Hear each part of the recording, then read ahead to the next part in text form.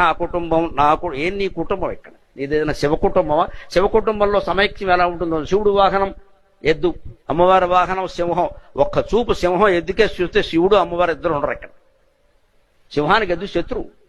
శివుడి మేడలో పాము ఉంటుంది, పాముకి ఏం ఆహారం? ఎలక. వినాయకుడు వాహనం ఎలక. వినాయక చవితినాడు నొక్కేస్తే మళ్ళీ ఆయనకు వాహనం లేదు ఇక్కడ. కుమారస్వామి వాహనం నెమలి. శివుడి మెడలో పాము ఉంటుంది. ఒక్కసారి ఆ నెమలు బయటకు వచ్చి పామును మింగేస్తే ఏమి లేదు, శివుడికి ఆభరణాలు లేవు, మళ్ళీ లలిత జ్యువెలరీ పోవాల్సిందే. ఇంత వైరం ఉందండి శివ కుటుంబంలో. ఒక వాహనానికి ఇంకో వాహనానికి పడదు. పరమశత్రువులందరూ కలిసి ఉన్నారు. ఎందుకు తెలుసా? భగవత్ సన్నిధిలో ఉన్నారు. కారణం అది, భగవత్ సన్నిధిలో ఉన్నారు. ఇంత సామరస్యం. పరస్పర శత్రువులు ఏ జంతువుకి ఇంకో దాంతో పడదు. అవన్నీ కలిసి కాపురం చేస్తున్నాయి ఇక్కడ. మనం ఇక్కడ పెళ్లి చేసుకుని మంత్రపూర్వకంగా 2 కోట్లు ఖర్చు పెట్టి పెళ్లి చేసుకున్నాం, 2 ఏళ్ళు కాపురం చేయలేకపోతున్నాయి ఇక్కడ. అప్పుడే డిఫరెన్స్ ఆఫ్ ఒపీనియన్ అని ముద్దాపురం తిప్పాం.